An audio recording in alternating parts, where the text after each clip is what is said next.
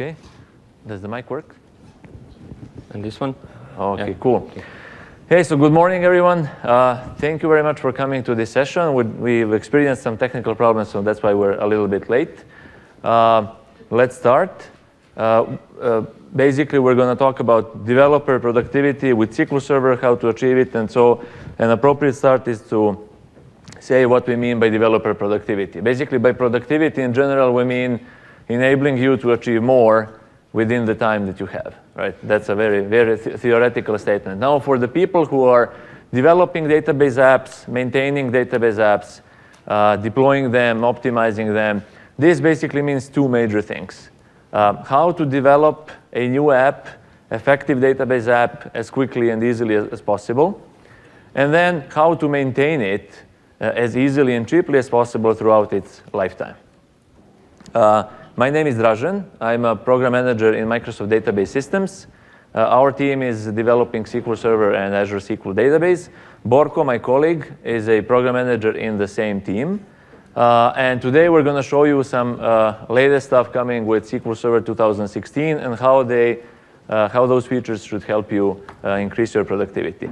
So before we go there, let's do a mini poll. So how many of you are database admins or IT pros? Okay, so how many of you are database developers? Okay, and how many consider yourself to be both? Okay, that's what I thought. So I assume you have a good knowledge of SQL Server, or at least some knowledge. Are you using SQL Server? Okay, pretty good. So that's how we're going to take this forward. We won't start from the basic concept. So let me give you a few examples what I mean when I say increase productivity. So in general, the simpler the code, the better it is. Easier to develop, easier to maintain going forward. And of course, the faster it is, the better. Performance is always good. Sometimes it's critical. Sometimes it comes like a nice bonus. And there are simple examples on how you could write less code and achieve the same thing. For example, if you were a new database developer wanting to split strings, you can go to the internet and look. There are numerous discussions on what's the best way to split strings, how to do it, what's the most performant way, what kind of cases any certain procedure covers that you can find online. And of course, if you can use CLR, there's a CLR, you can create a CLR table value function, and that should work pretty well. If you cannot use CLR, then probably the best solution is something like this. This is code written by Jeff Modden. It's out there in the community for a while. Lots of people using it, very popular. It seems to be very fast. But it's also very complex code. So if you run into something like this, being a new database developer, this may be tricky, because if you take this code, then if you want to change it going forward, then that can be hard. It can be hard to maintain it. With SQL Server 2016, for example, we have eliminated the need for this by introducing a simple, easy to use, intuitive, and faster variant, basically string split built-in function. And this function is exactly what the word says, string split. You can find it with IntelliSense. So instead of going online looking for solutions, now the idea is that the functionality is already in the database server and can easily be found and used. And this is a faster code. Basically, in some independent benchmarking done by a couple of MVPs, they've shown that string split in most cases works faster than other alternatives, including the one above. So it's definitely not only about simple tasks such as splitting strings. For example, what if you wanted to do tracking of data history on some of your tables for auditing reasons, for example? You can definitely do this with SQL Server 2014 and earlier versions, and many people have done it. Many people have built a solution with what they had back then. So those people know how not easy it was to do it, how complex to maintain those solutions could have been.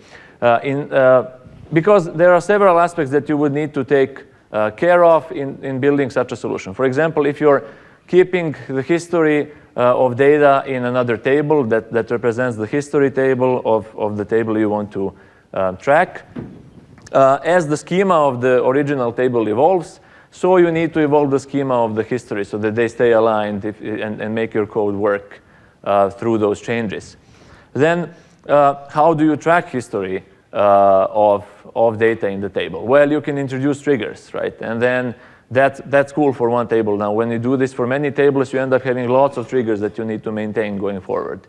Or stored procedures. Or maybe you can do it in the app layer, and then the app will write whatever it needs to write into various tables, and you don't need to worry about it. But that's also not a happy solution. Maybe it moves the burden from the database admin and developer onto the application developer, right? And then if you are to analyze the historical versions of the data, then you have multiple tables. You need to replace your regular queries with some joins, and then filters on timestamps and so on. So that's also not that easy. And finally, if you are to use this solution for auditing, well, then you need to make sure that nobody can tamper with the historical data in unsupported ways, because otherwise, what are you auditing if anybody can come and make any change to the history, right? That's kind of the purpose of something like this in auditing scenarios. The point is, and the point I'm trying to make here, is that with SQL Server 2016, we've introduced temporal tables. And temporal tables handle all of these aspects and more automatically, out of the box, and very easily for you. So basically, if you want to start tracking changes in a table, you run an alter table statement, if the table already existed, and that's it. All the changes to the data start being tracked. All the machinery that you were supposed to build on yourself or by yourself before now becomes automatic. And then when you want to query the historical versions of data, well, you run your regular query that you ran before and add a simple query construct at the end that says, I'm interested in this data as of last year, right? And then you get the results. And that's pretty much it in terms of how do you start tracking data changes and how do you start analyzing them. We're going to stop at the end of the temporal section, and then we're going to handle questions, and then once again before the end of the session. Does that work? OK, thanks. So I won't go into details about temporal tables here because we have a section on the feature, and we're going to go into details there. And we also have some demos that are our backup demos, but nevertheless, they will illustrate the concept. Well, before we go there, let's just take a step back and look at SQL Server 2016 and what we've done in this release to modernize the platform in these aspects, so to make it better for developing new apps easier or maintaining existing apps easier. So prior to SQL Server 2016, obviously, SQL Server has lots of functionality in various areas, and this is a complete list. I'm not trying to. This is my attempt to put together a list that's kind of complete list. It's not SQL Server 2016 features. I put some basics here. Now, obviously, SQL Server has a good set of data types that you can choose from when you're figuring what you want to do. It has a good set of operators and functions. Some string functions, utility functions, security functions, conversions, and so on. Then for text and semi-structured data, we have X queries and full text search for years. They're not that cool technologies today, but they're still very useful, and lots of people use them. And then probably the area that's less known in the SQL Server surface area is analytics. SQL Server actually has a very good set of aggregates, then basically ranking functions, percentile functions, and it can also do computation on entire columns and also on windows that move over the rows of the columns, so either cumulative windows or sliding windows. So in terms of analytics functionality, there's a lot of things built in already. And then geospatial is something that also comes built in with SQL Server. It's not being charged separately, it's like some companies do. And then basically, there's a good set of spatial types, methods, and a specialized index for handling spatial scenarios. Now, spatial scenarios a couple of years ago used to be mostly GIS, Geographic Information Systems, and not much more. Lately, we're seeing a rising usage within applications that are location aware. Now more and more applications are location aware and interested into what's going on in the surroundings of a user.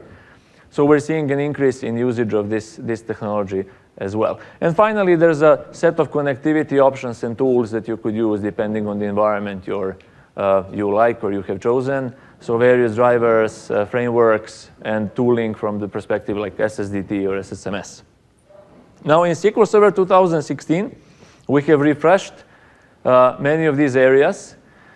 For example, we have added some new query constructs, new functions, either utility or string functions that make it easier to do some relatively small tasks easily and not mess with them, not go into messy workarounds. So string split is one of the examples there. And we're going to show you a couple of more examples in one of the demos, and I have a list in the end of the session. Now in text and semi-structured data, we've added JSON processing. We have a section today on JSON support, so we're going to details there. I won't talk about it now. Polybase, of course, was added as a way to integrate SQL Server with data in Hadoop, and basically as a way to run T-SQL queries over the relational data and data in Hadoop and potentially join the data from the two worlds. So it can be a very useful feature if you have big data systems in your environment and you're interested in this kind of integration. Of course, we've added advanced analytics capabilities such as in-database R. If you have a data science team or analysts, quants, or whoever makes some advanced statistical models in your environment, with this, it becomes much easier to operationalize those things, not rewrite them into some other form of code and then run them somehow. You can take basically R code that somebody from these guys who understand R developed and run it close to the data in a safe environment. And temporal tables, of course, make it easy to analyze the data changes and history of data changes in the database. We're going to do a deep dive on temporal shortly. And also in the areas where we haven't extended the surface area, we have made performance improvements. So basically, if you were to use some of these features with SQL Server 2016, your experience will be much better because they will run much faster. So spatial functionality got a boost in performance up to 5 times. That includes index builds and also spatial queries with spatial predicates. Regardless that those are select queries, but also DML runs faster and with higher concurrency. And in window functions, basically we made lots of improvements there thanks to clustered column store index, batch mode processing, and also a refresh of the algorithms being used for those functions. So we have got some astonishing results. For example, if you're running a 48-core machine, only by upgrading from 2014 to 2016, you get something like 100x performance improvement on some of these analytic queries. If you're using them over clustered column store index, that's a tip there. Okay, so having said this is kind of an overview of what we've been doing in SQL Server 2016 in this area. So I'll move to temporal tables, and I'll hand over to my colleague Borko, who will tell us more about temporal. Thank you, Dražen. So before we go into details of temporal tables, I'd like to ask you a question. How many of you had a need to track historical data and analyze them later? Yeah, that's what I meant. What I mean. So basically, when we decided to introduce support, in-database support for temporal data processing, we were really inspired and motivated by the real needs and painful experiences that customers had when they actually tracked and analyzed historical data. And I think you would agree that every person who works with databases or who consumes the data at least once was in a situation to ask a fundamental question. How my data look a year ago, a day ago, a month ago, which fundamentally translates into a question how this important business report or how this dashboard actually look a month ago. But not only that, there are some similar questions like when data exactly changed? The data that I see now, when did it change? How it changed? What were the changes? When they happened? And also more advanced questions like what are the dominant trends, what are the patterns, what are possible anomalies in my data. All of these questions can be easily handled with the temporal data support. In addition to that, regulatory rules and compliance rules are pressing companies and organizations more and more to track historical data for future forensic and auditing analysis. So definitely tracking historical data is important, but without proper support in the database, that has never been an easy task. Therefore, our users had to build custom solutions, use whatever they had, typically triggers, typically application logic, store procedures, to track and maintain the history for future analysis. But all these workarounds, all these custom solutions actually have many drawbacks. They are expensive to build, maintain, they are inefficient, they are inflexible, and so on. So basically, with SQL Server and Azure SQL Database, we made this task super easy. And there are two fundamental improvements that temporal tables in SQL Server brings to customers. First is you can start tracking data changes in your data, in your database, without any additional code in your application, completely transparently to your application. What's more important is that if you have existing application that use your database, you can start tracking data changes without any impact to those applications. That's extremely important. And another thing is when you have data tracked and stored, you can easily approach the data and analyze, focusing your analysis to any point in time, analyzing the trends, analyzing the patterns. There are many scenarios which can benefit from this. And obviously, data audit is one of these. When you need to start tracking data changes for auditing purposes, temporal tables are basically great and ideal choice for that.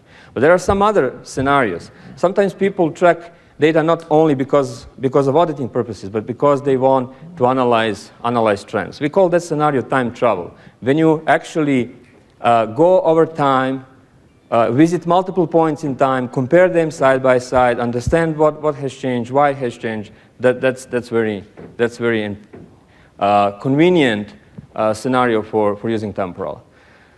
Finally, in data warehousing, there is a design pattern which is called slowly changing dimensions. Typically, dimensions are considered as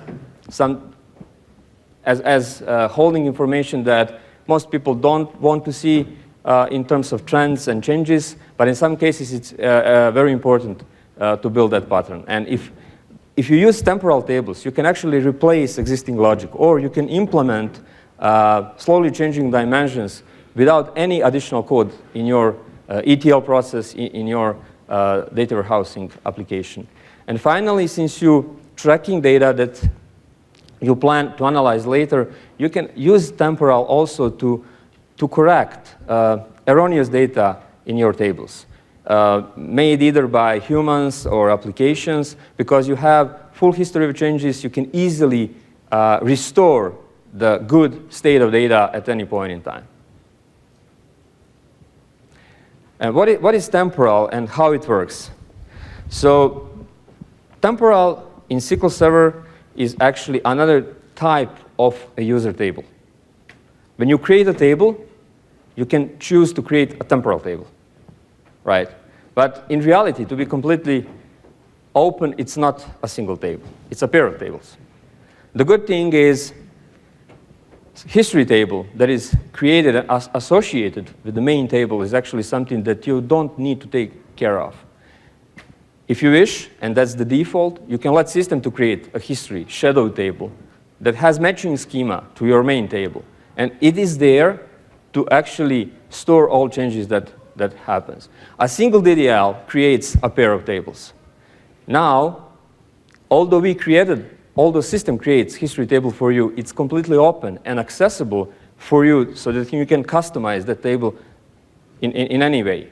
You can create additional indexes. You can choose to be a column store index type of storage. You can actually build specific statistics, whatever you need to tune your performance. But the important thing is default history table is created optimally for temporal type of workloads, so you don't need to take care. When you insert the data into temporal tables, what happens? You actually insert the data into the main table because you insert a new fact that didn't have history. It is for the first time there. So that operation doesn't affect the mirrored history table. But when you update or delete or apply any modification operation on your main table, what happens behind the scene is that the previous version of the row goes automatically into the history table without any intervention from your side. That operation is transactionally consistent, it's synchronous, and it is what the system does for you. When you read the data, typically your OLTP application, those applications always need to know what is the latest state of the data quickly and efficiently, right? With the temporal, you'll get the latest state of the data extremely efficiently because you are reading the main table without effectively accessing the history table. But when you use any of these temporal querying capabilities, which is give me the state of the data as of yesterday, or give me all changes that happened between last month and today, then what happens is that temporal query that you send in a very simple form is being sent to SQL Server. SQL Server translates that query into a set of operation completely transparently for you, joins the history and the current table, push down predicates, does whatever need to get the correct data back to you. Again, from the application point of view, from user point of view, it's extremely efficient, extremely simple. Now, let's see a couple of customer stories, a couple of real use cases where temporal is already being used in the production. The first case is a US-based company, Rockstep, that is a young, dynamic company that builds a cloud-based solution for managing laboratory data, actually for storing data about scientific experiments. And that data needs to be audited. There are very strict regulations with regards to that area, right? So in order to be competitive, in order to come quickly with their solution, they adopted temporal because temporal gave them whatever they needed. They use temporal widely in all tables. The entire database is actually historized. And in their words, that reduced the development cost and the maintenance cost significantly. So they were able to become available in the market very, very quickly. Another example is British Petroleum. So this is a famous and big company, and internal IT department in BP is actually utilizing temporal for a slightly different scenario. It's not here about auditing data, it's more about the time travel. So what happens here? So internal IT organization in BP tracks entire topology, all servers, all databases, all hardware, software, drivers, versions, whatever. And they want to have exact track about all changes to time, right? So typically what they do when they plan the next infrastructure investments, they compare how the infrastructure grown from like in last 6 months. And they actually renders the picture or graph of their infrastructure over time to understand the patterns of changes, right? So it's not auditing, it's more of a time travel and trend analysis scenario. Again, they found that temporal is very easy to implement, very easy to be used. And finally, we do have third customer who has built their monitoring solution for SQL Server and Microsoft family of products. It's Flex Services, that's solid queue. They actually use temporal, again, to store trends about performance data. The main scenario they need is they need to store the baseline about the performance, and every day they need to report about performance changes, right? So they can notify their customers, their users, hey, something is going wrong with your database. Yesterday, the performance was good, today is not. You need to do something about that. They recommend what can be done based on the pattern analysis. And again, with temporal, they've come up with a V2 version of the application. Previous application was implemented as a typical SQL Server application. They completely removed the entire layer with all these custom tables, custom storage layers. They removed a huge amount of store procedures and just reused temporal. So in their own words, that reduced by 60% overall development and the maintenance cost they had. So those three stories are actually very important for us because they are a testament that this feature is actually very useful and it actually delivered on its promise. So I hand over again to Dražen. So here's an interesting question. I didn't hear whether you talked about it or not, but what if I'm a company who have already implemented a solution that's kind of like this? Yeah. So how do I migrate to temporal tables? So that's a great question, actually. So we designed temporal in a way to actually simplify both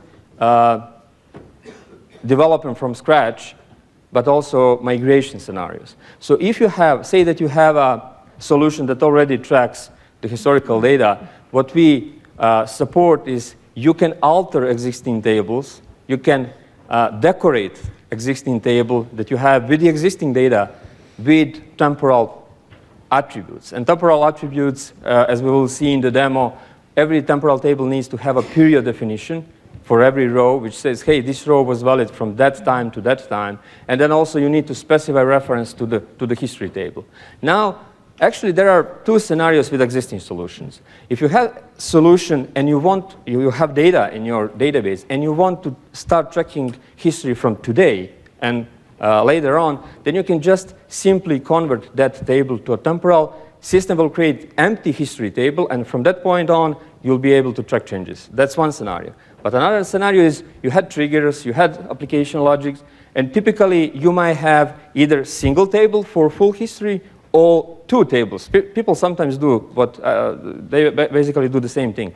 Keep the current data in one table and history in another table. There is a very simple path. It's actually about executing one or two alter table statements that will reestablish the link between your two tables. And from that point on, it's SQL Server in the driving seat. It will actually continue tracking the history, and you can completely remove all triggers, store procedures, just delete them and forget about it. So basically, it's adding some columns. Thanks. Okay. Thanks. So let me just summarize. So basically, it's adding a couple of columns to the table I want to track. Then it's, of course, I need to check a little bit of schemas. Do they match, right? Yes. Because SQL Server will expect schemas to match, and SQL Server can track this for me, right? When Yes. I try to connect the two tables, right? And then I point this table to the history table, and then we also do data checks. Yes. Right? Oh, those are all the good points. So not only that path is basically supported, but also we do control that the data quality is appropriate, right? So as Dražen mentioned, of course, if you don't have these two date columns, we will add it for you. But even if you have existing columns, you pre-populate your data, you know the period of validity, we'll reuse that. But we will then do the schema check. If you had two tables, we'll say, hey, those two tables are compatible. That's fine, we can continue work. But also we have something that is called data consistency check. We must ensure that rows or row versions that belong to a single fact with a single primary key, those rows must not overlap in time, because that means that for some period of time you have 2, 3 multiple versions of the truth. That's something that we do not allow, and we do have incorporated a check that will notify that that operation is not. This is an inherent characteristic of system versioning, right? Yes. So if somebody is doing system versioning now, then you would expect these overlaps not to happen, and that's what we're checking for. Yes. Okay. And we do not generate overlaps once you start working with the built-in feature, right? Built-in support. Okay, cool. Thank you. So we'll continue about temporal still, managing growth of historical data. Now, obviously, people always ask, with temporal, it seems that I'm going to generate a lot of data. History can grow very quickly.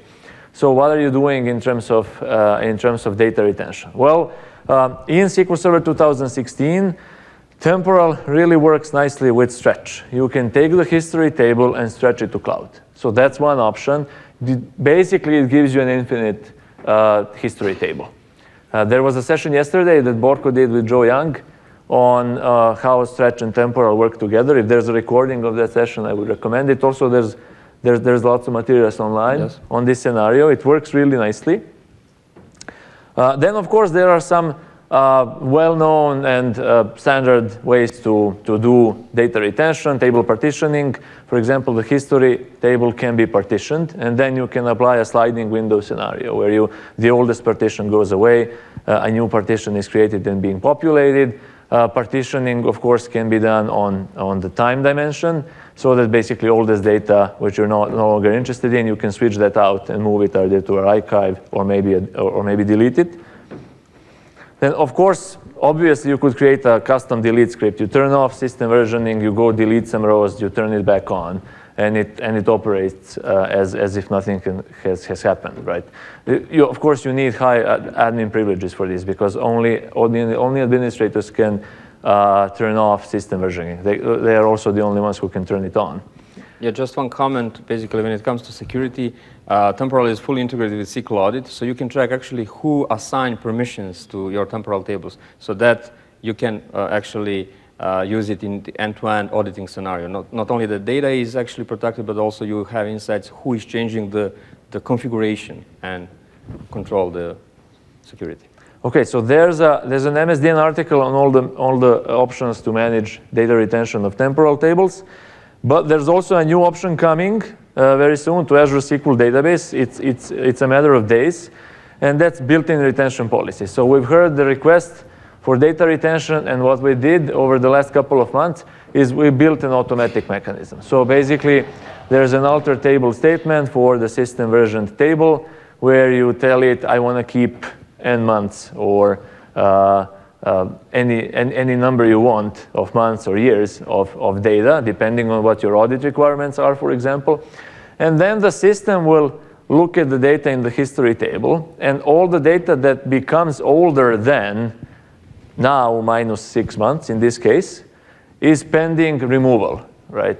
And then there's a background process that asynchronously runs, and from time to time it cleans this data out. And basically data removal is the option that we will have soon. So not moving data somewhere else, but basically deleting it. And it's important to say that temporal really works great with other features, both those who have already existed in SQL Server and all of those who have appeared in SQL Server 2016. So basically, if you have memory optimized tables that you're doing your high intensity, low latency DML on, you can even track history of data changes for those tables without compromising the performance.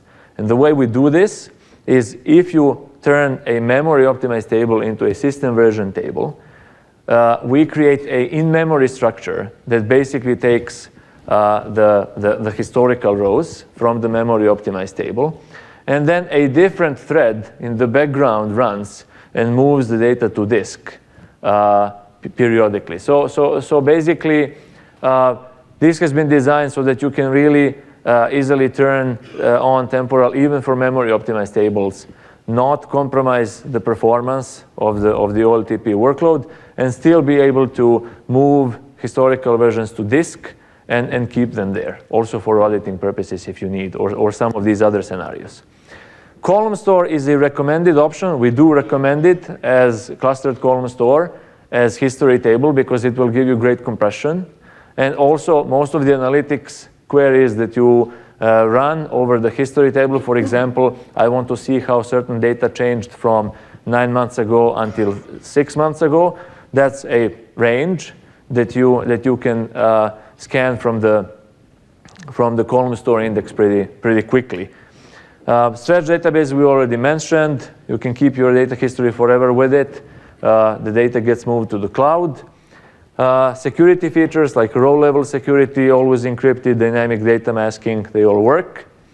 And in terms of tooling, there's pretty neat support for temporal tables in SSMS, SSDT. You'll see in the demo that SSMS recognizes this type of tables. It has a way of treating them in the Object Explorer. and syntax highlighting and so on, script outs and whatever of the features in SSMS or SSDT you are using.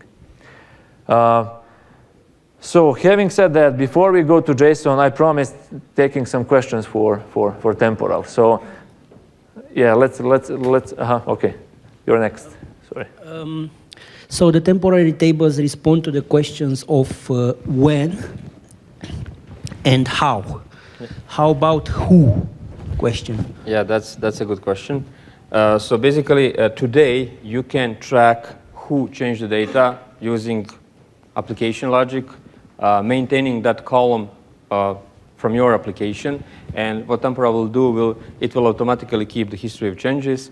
Now, it doesn't satisfy all scenarios when you need to understand both who initially created the row or row version and who actually, after that, modified. We are considering to expand this. I don't have timelines, but we recognize the scenario and the need. Yeah. So if for purpose of auditing, you could track this down, but not to the level of precision. Right? Yeah. You could do some of the auditing from your application. We will historize that. Whatever you put in your user column, we will historize, but there are some limitations. Yes, I can do that. There's no problem, but it would be nice to have it natively there. As I said, we recognize that it's because a pretty it's common a full scenario, auditing. and we do consider to expand temporal. Okay, so we have the gentleman here, and then we're going to move on. In your history table, is it storing the whole row or just the fields that were changed? It stores the whole row. Yeah, the history table has the exact same schema as the current one.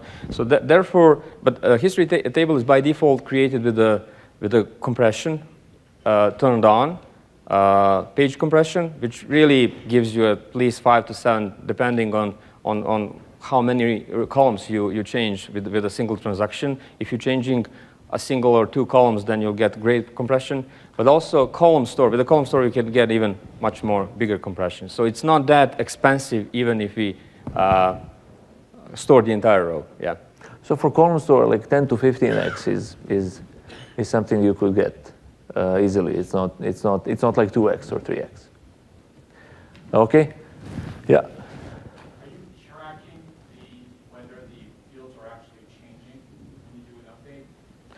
The question was whether we actually tracking. Do we track whether the value was changed, right? In reality, so there are some false updates, right? People do false updates. Currently we do not recognize every update is tracked. So we do recommend people to include that logic into their application. They can also use temporal to backtrack that application in generating false updates, right? There was a requirement. I think there is also a connect item. Please go vote for it, and we will prioritize. Yeah. So we had a question there, and then we're gonna go. Okay. Is this enterprise? I thought the gentleman first. Sorry. he's been there. I think gentleman was the first one who wanted to ask the question. Sorry, yeah. sorry. Yeah. Is this enterprise edition only? Of course, no. No. No. It's all editions. It's developer feature. Everybody needs it. Yeah. So none of the things we're mentioning today are in enterprise edition only. All of them are everywhere. Of course, if you want to combine temporal with column store, then that's the enterprise only. Well, okay, I mentioned column store too. So that's the reason why cluster column store index is not the default option for the history table, even though we recommend it, right? But we didn't put it as default because it's unavailable in the standard. Changing column store. I can't comment on that. That's a question not for us. So basically, I can't make comments on that. Yes, please. I have a question about. Sorry, so let's go you first, and then we're going to take your question. I have a question about schema changes. If I want to change like a var char into an int, if it only contained numeric values, so changes like that require a drop of creating a new table, transfer the data, and then dropping the old one. So when you drop the table, does that break the association with the temporal table? So what happens if you convert your data in place, if you are essentially converting from varchar to integer, and that's possible to do, then you can alter main table without breaking the relationship. It will just change the data type in both tables transparently for you, right? That's the size of data operation, but that's possible. If you need to completely change the data type, you had values that cannot be converted to something else, then you need to, on your own, break the connection between the tables, do whatever you need, update the both tables, and then link them again. So, sir? Did you have to create a new index type, especially for point-in-time queries, or did you reuse something sort of like the geospatial index? So today with temporal, we do use whatever we had. We didn't introduce any new index. The default index that we create on the history table, though, is optimal for all these for system time type of clauses, where you typically need to check values for both columns, start and end. And basically, we do have cluster index that covers that. So that's the default option. However, you can add indexes to the history table. You can add additional indexes. There's no specific temporal type of index yet. Yeah. Yes? Have you guys ever seen benchmarking on the updates of the performance? So add that per table, how does the performance get affected?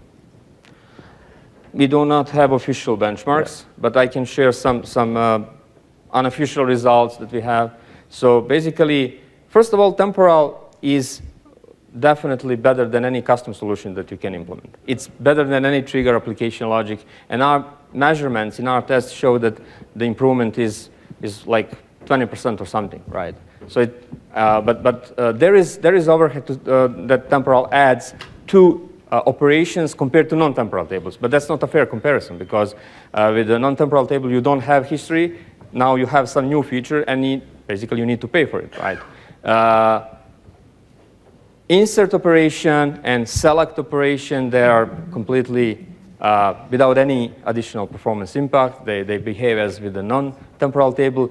Now, update and delete, in our test, what we've seen introduced 20-25%, but that's actually similar to maintaining additional index that you would create on a regular non-temporal table. You know, every time when you create additional index, you need to pay extra price, and that's something that you can expect here. And just to say, we had a conversation with a couple of customers that adopted temporal in their production, and it passed their performance test. They were very, very satisfied. Yeah, it depends on how efficient their own custom implementation was, right? But we've seen one of our internal teams, they reduced the durations of their queries by like 60%. Yeah, and also they reduced the footprint for the historical data a few times. Yeah. Any pictures between that and auto-tuning in the Azure DB? Auto-tuning? Yeah. No. Any glitch? No. There shouldn't be. No. Sir? Yes, in the event of mirror failover, if you have multiple mirror failover system, what is the impact on the temporal table? Where will it start? It will start from where it left, or it will just continuation? So the question, let me see if I understood correctly your question.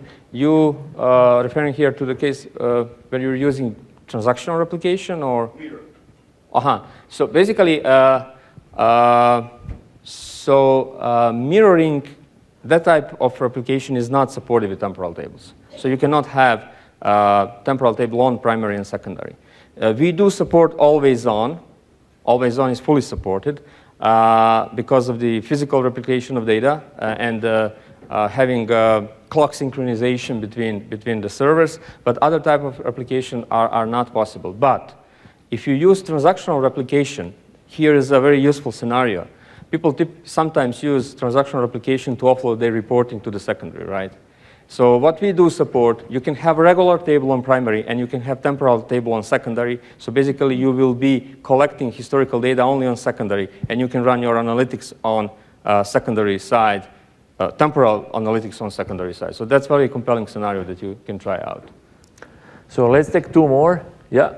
If you had to do a database restore, do you have any issue with the history, basically having duplication, that something that may have archived or been changed is now back in the primary and could go to the history a second time?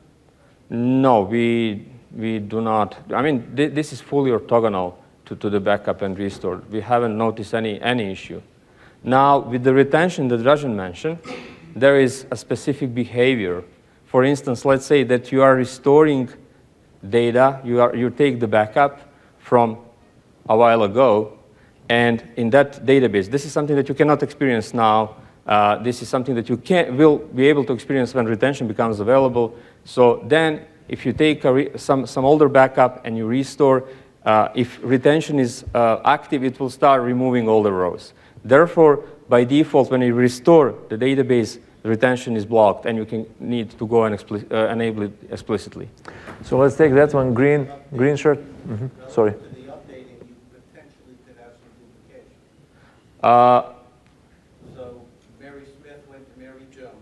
Yeah? And then you do a restore, and it's now Mary Smith again. And now it gets updated. Database restores the entire database. Right. This is the table level feature. This is table level feature, doesn't have anything I with think the log. this is about replication, right? So you're thinking, I am Mary Smith becomes Mary Jones, and so the original Mary Smith goes to the history. Okay. okay. You do the restore to before the change was made, and it's now Mary Smith again. But both tables are in the same database, Yeah. right? So you will restore both tables to the previous. Yeah. So what I'm trying to say is it's completely orthogonal and consistent. Yeah. This is a finer grain feature than the backup restore. That's the catch.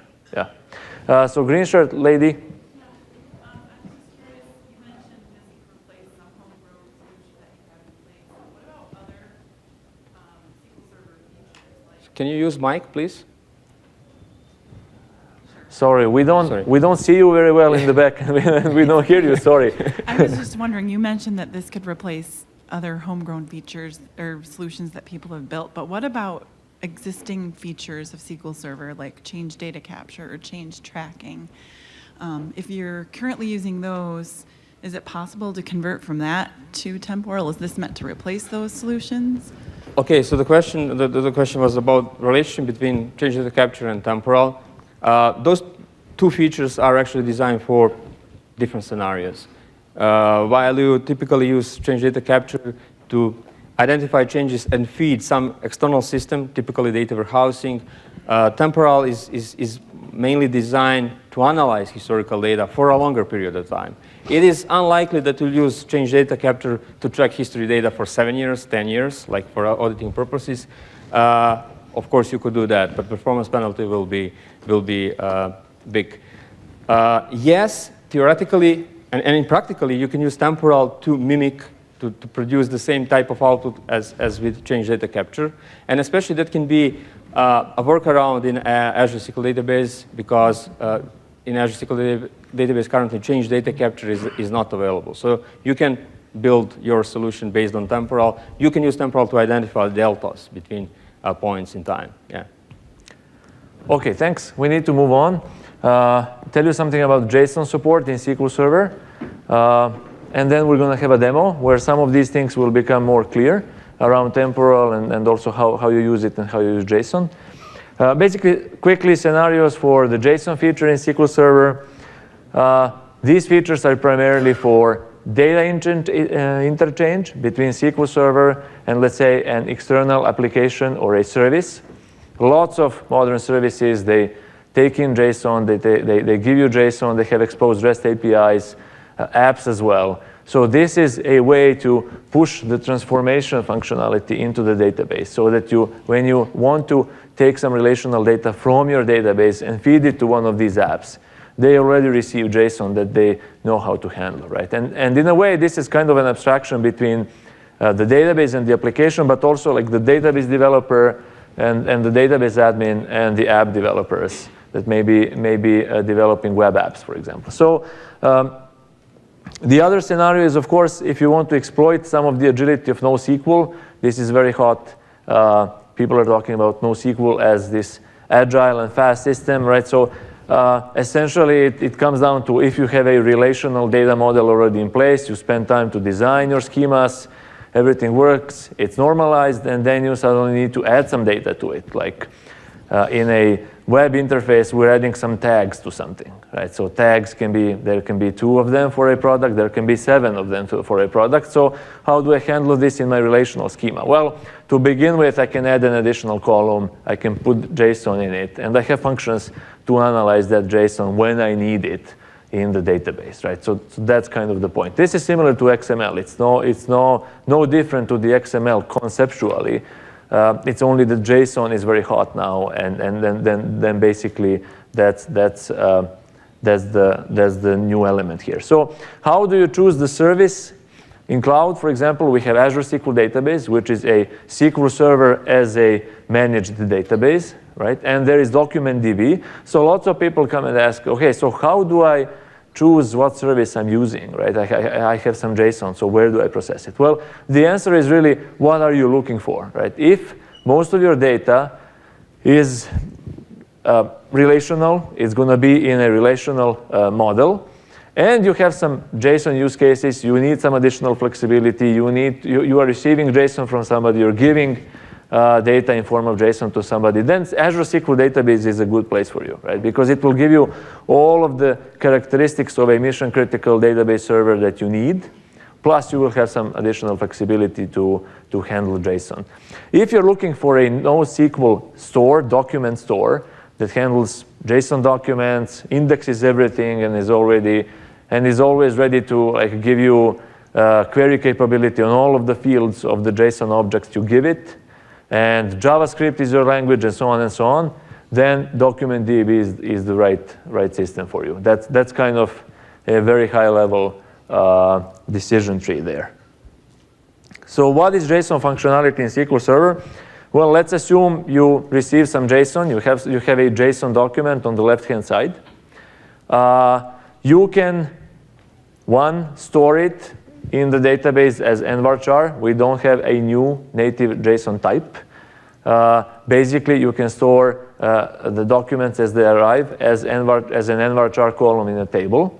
Or you can transform it into a relational table if that's the way that is more useful to you, right? Depends on what you're going to do with the data. Are you only storing it and you're going to retrieve it from every now and then maybe just store it as JSON, right? If you intend to do some serious analytics with it, then transform it into tables because we have lots of querying and analytics capabilities when you transform it into a relational form, right?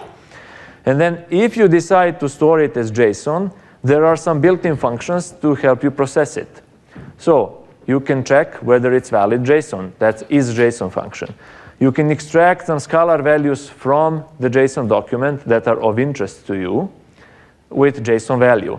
You can extract JSON objects from the JSON document with JSON query, and you can modify the values in the JSON document with JSON modify function. You can index the data from JSON documents, not in the blobs directly. There's a technique with computed columns that I'm showing a little bit later. There is a way to do some indexing as well if you need to.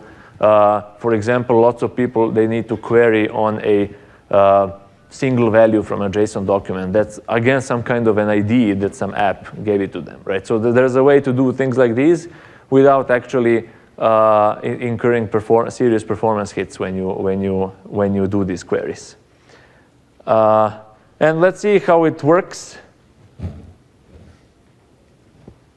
Yeah, finally, sorry. So you can, of course, export relational data from the database in JSON format with using the for JSON clause in your select queries. So you just add for JSON in the end. I'm going to show you how this works in a minute. So if we're transforming JSON to a table, we will use open JSON table valued function. We will give it this JSON document and provide a with clause that it is essentially a mapping on how to extract values from the JSON document and to which columns in the output to map it to, right? So here, I'm telling it to take this number, $.order.number from the JSON documents, which means root and then go down into order and then pick up the number value. And that's what I'm providing in the red letters in the with clause. And then I'm telling it to store that into the number column, which is supposed to be varchar 200. With this kind of mapping, I can take and extract from the JSON document what I need. And that's something people commonly do. You don't need the entire JSON doc. You're not interested in the entire document. You just need some values. So just use OpenJSON, unpack it, take what you need, and put it somewhere, right? So it works the other way around. If I have a table, a result set of a query, then I would do something like this. I would do select number, date, customer, price, quantity from a table. And I would say for JSON path at the end of the query. And then the only thing I still need to provide it is the way to map these columns onto a structure of the output JSON, right? And that one I'm doing with aliases of the projected columns. So I'm telling it take number from this table and put it into $.order.number into the output JSON. So this is the highlight here, right? So basically, I'm literally taking this S043659 and putting it into the output JSON document over there into the appropriate path. Now, there is an auto option for JSON that will create a structure based on the structure of the relational query, but that one is more of kind of to get you started, and for some cases that are really simple. For real usage, I think that for JSON path, when you actually specify the mapping, is more useful and more practical. And then finally, I mentioned what do you do for indexing. Here's a table. It has an ID. It has an order number. It has sales order items, which is nvarchar max. That's where I'm going to store JSON documents into. So each document goes into a row of this table. What I'm doing, I have a check constraint on it to check whether it's a valid JSON. If it's not, I'm not going to take it in. And what I also do, I take JSON value of $.order.price, and I put it into this price computed column. Why I'm doing this? Because I want to index on price. And then I create an index, which is a regular SQL Server B3 index on price. So when I run a select query that has a filter on price, I will use this index. Now, of course, the difference between doing this and having a native JSON type with a native JSON index would be that I eventually, when I find the row in the table with this technique, I still need to unpack the entire JSON doc, take what I need from it, and that's the performance hit. If I had a native JSON index, I would be able to go a couple of more steps into the structure of the data itself, into the document, and then I wouldn't have to read the entire document. So that's kind of the way to think, like how different this is from having a specific JSON index, for example. And then I'll hand it over to Borko here. There's one slide and then demo. Thank you, Dražen. So there are a couple of things that are coming soon in addition to what Dražen said about JSON. First, we do work on good integration between JSON and the column store, which means you can use column store as a storage option for storing JSON documents. And not only that, you'll get a great compression again, because JSON will be compressed very well, but also the batch mode processing, which is a powerful property of the column store, will be used when you analyze queries using the JSON functions. And that actually opens up a new scenario, storing JSON documents somewhere in the column store in your database and then running analytics using JSON functions without needing you to extract the data into the relational form and do unnecessary extra steps. So we've seen, this is a preliminary results, that analytics query that use JSON value clause are way better using on the column store than on the row store. So this is very promising. You should stay tuned when it becomes available. And it's important to mention that although JSON is a blob, right? So this also means that blobs will be supported in Cluster Column Store Index soon, because we're introducing support for blobs in general, and then JSON will benefit from it. Will side benefit, but basically, if you're storing other blobs, you'll get performance boost. Yeah. And another thing is we also do enable JSON scenarios with in-memory OLTP, similar to temporal. So if you have highly concurrent workloads, transaction workloads that like a large number of users and transactions, so you can use inside natively compiled code, which is actually the most powerful part about the in-memory technology. You can use, again, JSON native functions to extract the JSON or convert the JSON data to relational or vice versa. Now, I'd like to tell a few words about another customer that is using actually both temporal and JSON in their application. These guys are B1s. They're a social network for the artist. They built a social network application using SQL database as a backend. And basically what they do, how they utilize AI features. So they lack database experts. As a matter of fact, they have only Pascal, who is a MVP, a person who knows something, who knows a lot about SQL Server. And they have a bunch of web developers who actually can develop application quickly. So what they did, developers asked for Pascal to abstract the database for them. We do not know to write queries. We do not know to access the database. Do something about it. So what Pascal did, and at the same time, they of course need to track all the customer records for the auditing purposes. So basically, Pascal came to a good idea. He used temporal for the base logic, but he sends the data to the application in JSON format. So those web developers, actually, what they do, every request that goes to the database ends up in a store procedure that gets the data back into the JSON and returns back. And those guys actually process JSON using the JavaScript, using the languages that they understand and they are good with, right? So that's the way how they overall, in the entire team, increase the productivity using the technologies that we provided. Now, let's go to the demo. Yeah, we need to switch this. Yeah, we need to switch the screens. Cool. This is the backup demo. We had technical issues, so unfortunately, I won't be able to show everything that I planned, but you can stop me, we can discuss, you can ask the question. So here is a scenario. Say that I'm working in a company like B1's, right? So again, I need to build a web-based application, and that application needs a database to store the data. In this case, it's a product catalog. It's a kind of a product inventory. I can go to the application, log to the site, and see like, what are the available products? What is there? I don't know, availability, price, sizes, stuff like that. It's, of course, simplified scenario. And I want to show you how it's relatively easy to build this application using the features that we talked about. So at the first glance, this is a regular application. I can see different products. I can navigate through pages. I can search. That's all fine. It will return results. But here is a slider on top.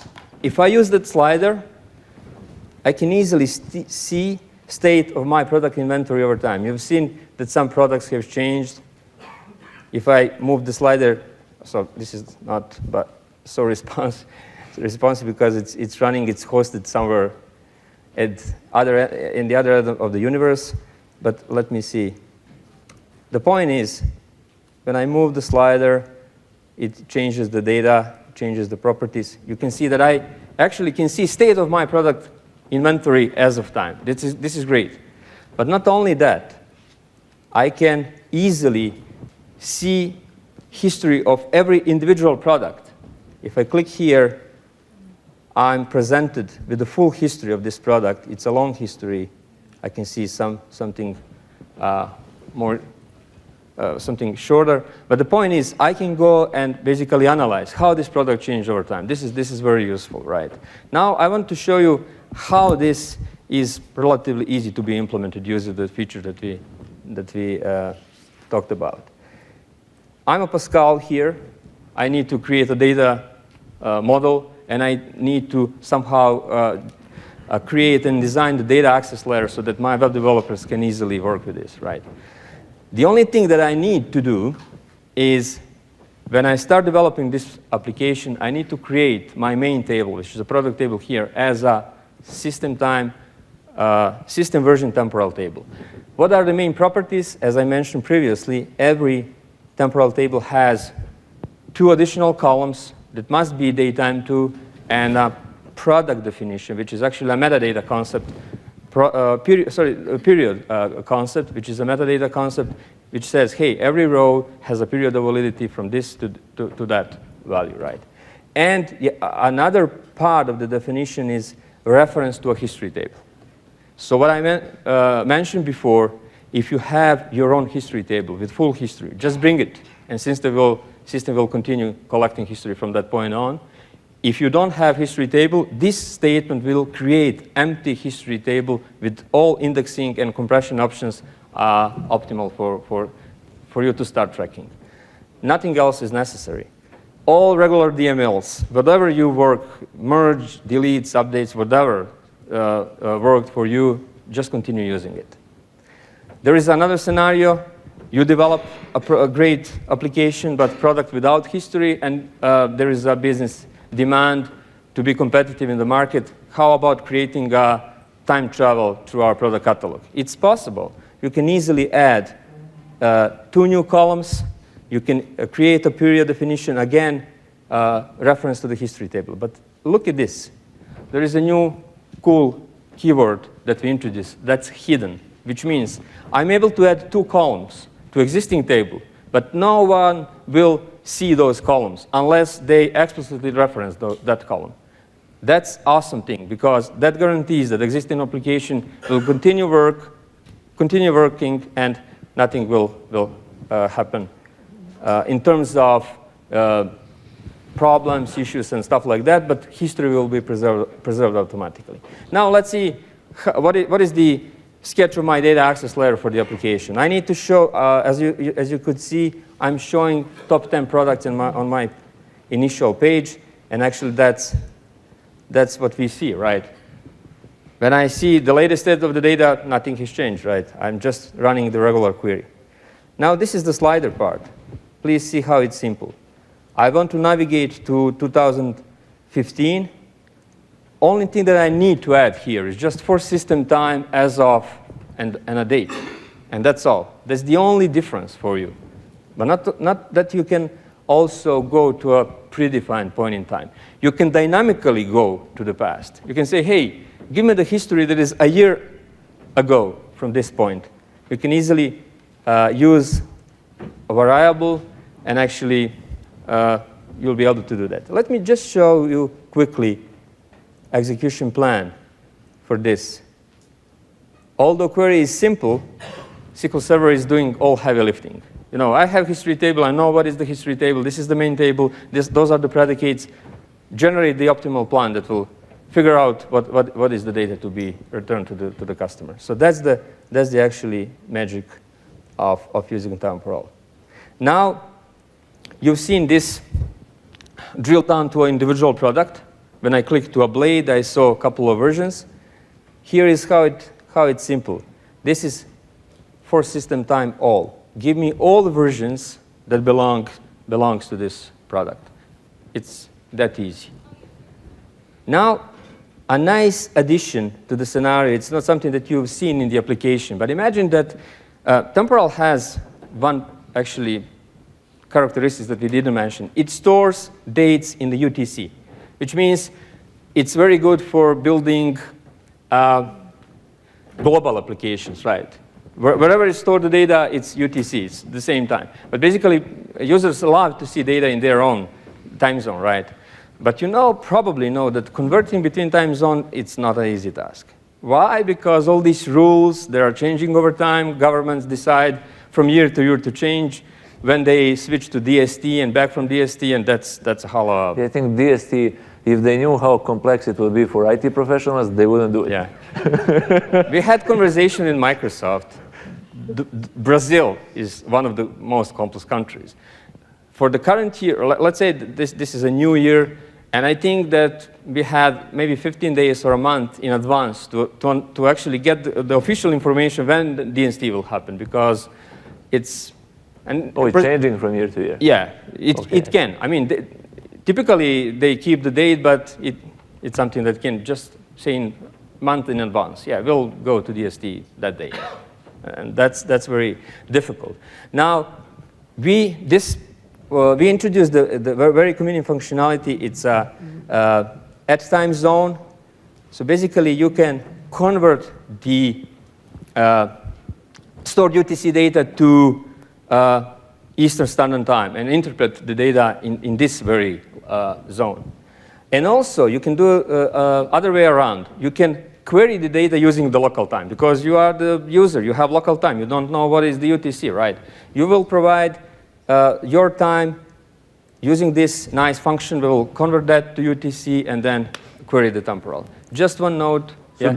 So just a note here, this is not temporal functionality. At time zone, you can use wherever, right? Yeah. So this is one of those utility things that I said we're adding, and there's more. Because as we see what people do and what people need, we also add other stuff. So hidden columns, one of the things that will soon, without giving you a timeline, come to columns not only in temporal tables, right? So things like those are the things that we're doing to try to improve the product overall when it comes to developer productivity as we defined it. Sorry, Borko. Yes.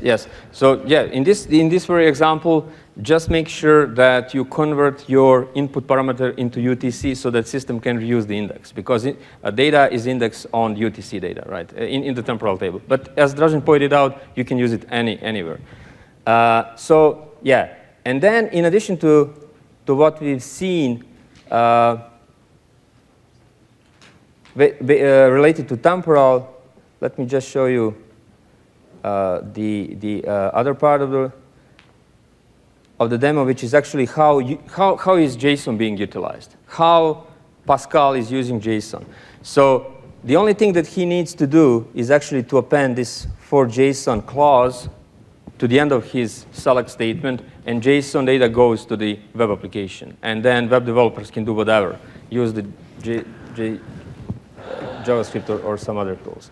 So maybe we should go back and wrap up, because Yes. I want to show you the list of these other things that you may find handy. We're going to stay here for any additional questions after the session. So feel free to come here and ask more. And especially people in the back, we didn't really see you. So if you were raising your hand when we had the Q&A, sorry. We'll stay here and you can ask us questions after the session. So some of the other T-SQL enhancements that we've done, but also some that are coming soon. Left-hand side, string split, I already mentioned. Drop if exists, obviously, no more mumbo jumbo there. You just drop things if they exist. Otherwise, nothing happens. At time zone, Borko shown. Compress, decompress is basically a way to do compression into zip and from zip on the database side, so you can do the same on the app side. You can send data compressed, uncompress them in the database and vice versa. And then coming soon, we're going to have string ag, which is a nice counterpart of string split, right? So aggregating strings from a column with a specified separator, and then translate, which is a multiple replace statement in strings. Yeah. And then basically trim on both sides, so leading and trailing. So to simplify things there a little bit. And we're doing something that's not in this category of things, but bulk insert from Azure Blobs. So let's say you have some data in Azure Blobs, you have Azure SQL Database, you want to load it quickly into the database, play with it. Bulk insert will do the trick, and it will just pick up data from a URL you give it and load it into the database. So things like these are relatively small things, but you do these like every now and then, and over years it adds up, right? So that's the idea. Like let's reduce some of that time spent on workarounds and painful things you need to look up in documentation, right? And then it leaves you more time to do what you do best, which is like your main application, your main business. So takeaways, very simple. SQL Server, come on, Mr.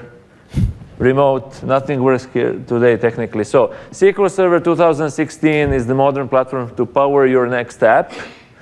The next one is move your data back in time with temporal. And the third one is connect your database to modern apps and services with JSON. Those are the 3 main points I would like to take away from here today. Look at SQL Server, look at what is being refreshed with. There are things like at time zone, there are things like string split, string gag, and so on. Look for those when you extend your app, when you do your regular work. And then look at temporal and JSON as 2 very serious features that can help you a lot if you have these use cases. Some links, some resources here, our emails, so feel free to drop an email for any question if you don't get to them now after the session. Thank you very much. Thank you very much.